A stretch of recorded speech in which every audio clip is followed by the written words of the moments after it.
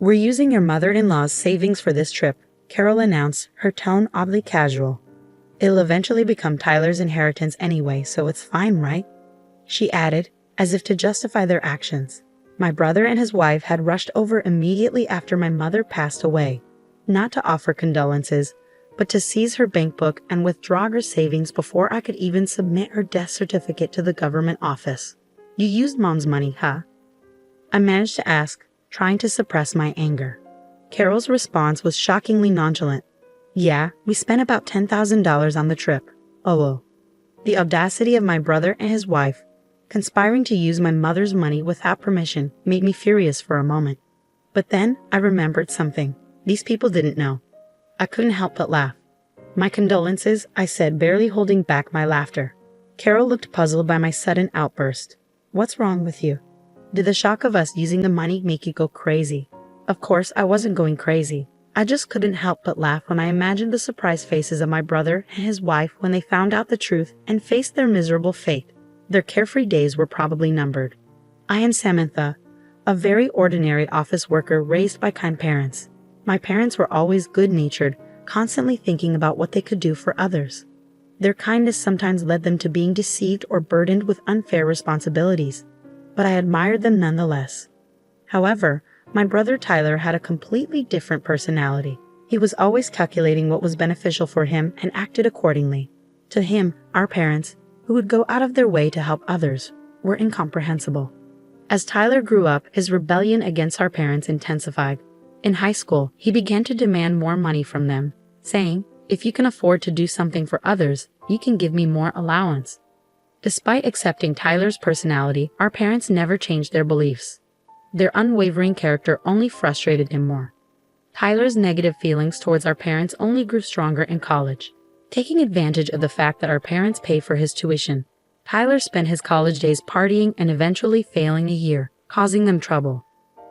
Parents should naturally devote themselves to their children, right? Or can you only be kind to others but not your own family? Tyler would argue, justifying his selfish behavior. After graduating college, Tyler moved out and started living on his own. Although he left home without notice, he complained.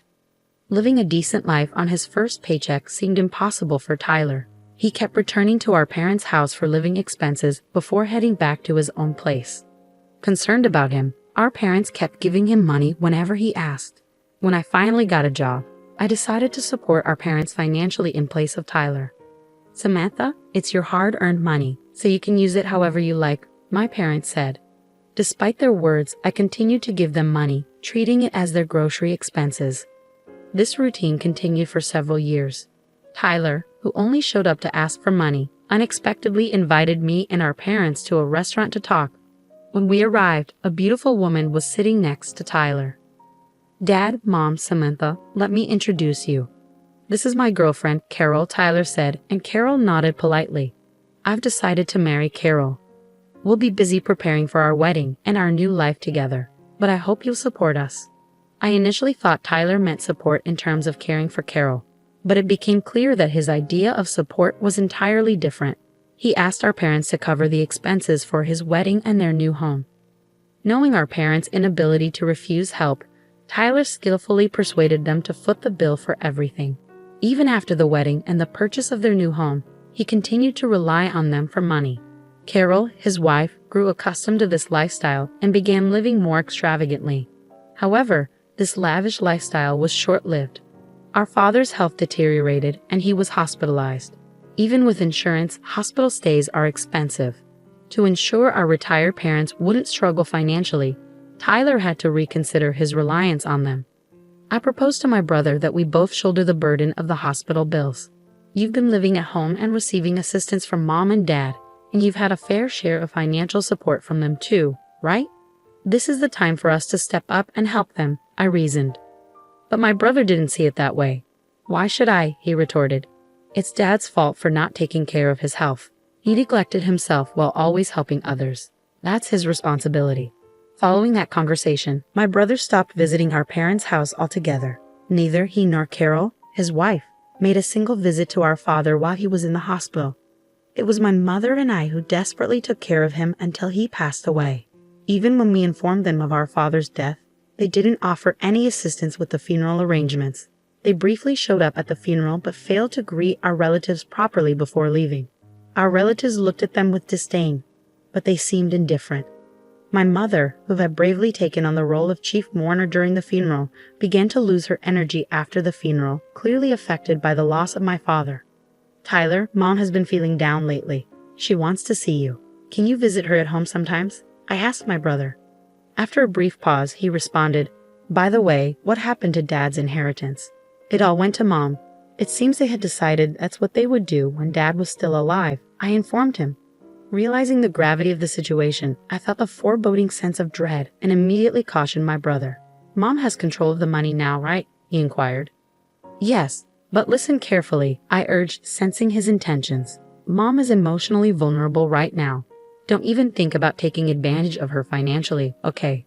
I need you to come and support her. That's what's important. What's the point of going if I can't get any money out of it? It's not worth my time, he retorted dismissively. Despite my insistence that we wouldn't be providing him with any financial assistance, my brother never set foot in our parents' house again. Then, just 6 months after our father's passing, our mother also succumbed. Despite her weakened state, my brother showed no concern. Upon learning of her death, he hurried back to our parents' house. I hoped he would fulfill his duties as the eldest son during the funeral. But to my dismay, he and his wife vanished as soon as it began. Frantically, I tried calling his cell phone, but it went straight to voicemail. In the end, I assumed the role of chief mourner in his absence, managing to navigate through the funeral proceedings alone. Several days later, I finally managed to get in touch with my brother. Samantha, this is Carol, came the voice on the other end. Where's Tyler? I asked anxiously. He's busy with boarding procedures and can't come to the phone. Carol replied casually. Boarding procedures, where are you? We're at JFK Airport. We're leaving the United States in a few hours. Lol. My heart sank as I processed the revelation. You're leaving the United States and going abroad. Yes, we're going on an international trip, Carol confirmed, devoid of any hint of remorse or regret. I was taken aback by my brother and his wife's swift decision to embark on an overseas trip immediately after our mother's passing. However, what Carol uttered next left me utterly astounded. We're really grateful to our mother-in-law, you know. Thanks to her, we're able to enjoy this luxurious trip abroad, Carol remarked, her tone laced with casualness. Puzzled, I questioned, what do you mean by that? We used our mother-in-law's savings for this trip. After all, it was going to be Tyler's inheritance anyway, so why not use Mom's savings? Carol explained nonchalantly. How did you manage to get that money? I inquired, my anger simmering beneath the surface. We borrowed her bank book and seal when we visited her house. We knew we wouldn't be able to withdraw money once the death certificate was submitted, so we hurried. Carol confessed, revealing the true reason behind their rush to our mom's house after her demise. So you used Mom's money, I stated, trying to contain my frustration. Carol's response was surprisingly blaze. Yes, we've already spent $10,000 on trip expenses. It's a good thing Tyler's plan worked out. Initially, I was furious at the audacity of my brother and his wife for dipping into our mom's savings without permission. But then, a realization struck me. They didn't know. I couldn't help but chuckle inwardly. Serves you right, I thought to myself. Perplexed by my sudden outburst of laughter, Carol questioned, What's wrong with you? Did the shock of us using the money make you lose your mind? Tyler is the eldest son, so it's natural for him to inherit more, right? I responded between laughs. Sure, that's fine. I'll give up my inheritance so Tyler can inherit everything. That was your plan all along, wasn't it? Upon hearing this, Carol's demeanor shifted to one of delight. Oh my, you're quite understanding, huh? By the way, please make sure to arrange for all of Mama's mail to be sent to your house from now on. Don't worry, it's a simple task. I'll let Tyler know, she concluded cheerfully before hanging up the phone. I didn't hear from my brother again until they returned from their trip. Samantha, Carol told me you're giving up your inheritance, my brother stated as soon as he called. Yes, but more importantly, did you handle the mail forwarding for Mom's mail? I asked. Yeah, I took care of it as soon as we got back, he replied. But to know you're not going to change your mind later, are you? You won't say you should have inherited after all? I inquired. Of course not. I still believe my decision was the right one, he'd affirmed confidently. Well, it's only right that I, the eldest son, inherit everything, he added with a chuckle before ending the call. However, a few weeks later, he called again, sounding panicked. There's a collection notice addressed to Mom in her mail. What's this about? He asked anxiously. Oh, is it from the bank? I speculated. Our parents always wanted to help people in need and would accept any requests, including financial ones. As we delved into the matter, it became apparent that our parents had accumulated substantial debt. The debt outweighed their savings, making inheritance a risky proposition that could potentially leave them in a dire financial situation. Did you know about this? My brother accused, his voice rising. You knew Mom had debt, right? Why didn't you say anything? There was no point. What you're saying is meaningless, I retorted. If I had known, I would have given up the inheritance too. That's impossible, he exclaimed. Why the hell is it impossible, Tyler? You took money from Mom's bank account to go on vacation, didn't you? I countered. So what? What does that have to do with giving up the inheritance? He shot back. It's a big deal. What you did is considered a tacit acceptance of the inheritance, I explained. It's a legal concept. Let me break it down for you so you can understand. I explained to my brother that by withdrawing money from our deceased family member's account for his own use before the inheritance process, it was legally seen as a tacit acceptance of the inheritance. I have never heard of such a thing, he rebutted. Of course not, I replied. Not many people would even consider using a deceased family member's savings for their own selfish desires, so it doesn't come up in conversation. You're just making stuff up because you want the inheritance for yourself. I have a lawyer friend, you know. They'll find out if you're lying, my brother threatened before abruptly ending the call. Later he called back, but this time, his bravado was replaced by a sense of resignation. Samantha, you were right. I can't give up the inheritance now, he admitted. It seemed his lawyer friend had given him the same answer I did.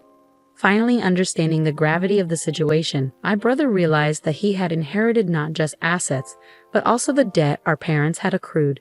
Despite his protests, it became clear that he was partially responsible for the financial mess, having frequently begged our parents for money without knowing the extent of their debt. Desperate to find a way out of his predicament, my brother attempted to persuade me. Hey, Samantha, our parents are gone, and it's just us siblings now, right?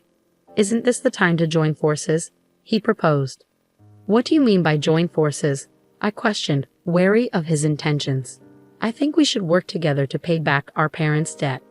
Now's the time to show our filial piety, my brother proposed, his tone almost pleading.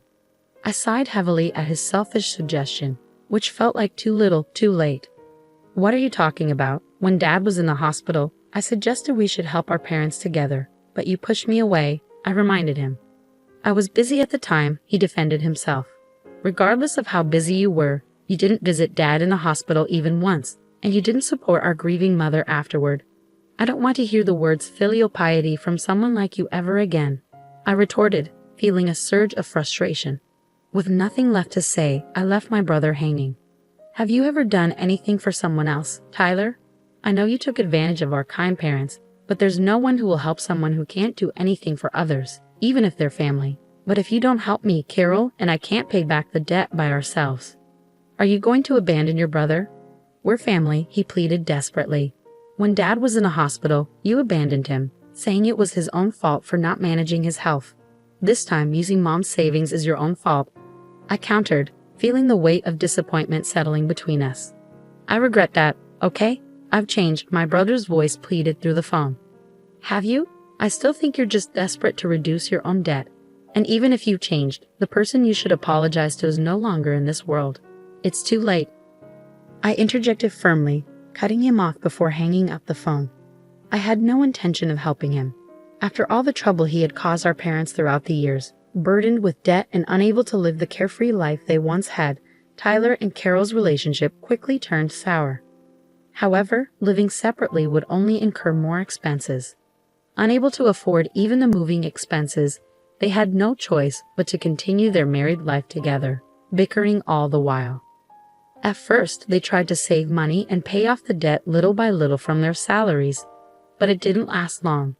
Neither Tyler nor Carol could forget their luxurious lifestyle, and they would secretly spend money behind each other's backs, causing their debt to never decrease. As a result, they blamed each other for their inability to reduce the debt further, damaging their relationship. Their marriage continued to crumble in this vicious cycle. On the other hand, I finally found the time to properly mourn our parents. I remembered how during our parents' funeral, countless attendees tearfully expressed their gratitude for the help our parents had provided them when they were in need. Realizing how many people our parents had helped made me feel even more proud of them. It was ironic that my brother, who had never shown any gratitude and had always caused trouble for our parents, ended up shouldering the debt that resulted from their acts of kindness. Even though they were drowning in debt, I still admired our parents for never giving up on helping others. With these thoughts in mind, I continued to pay my respects to our parents at the family altar every day.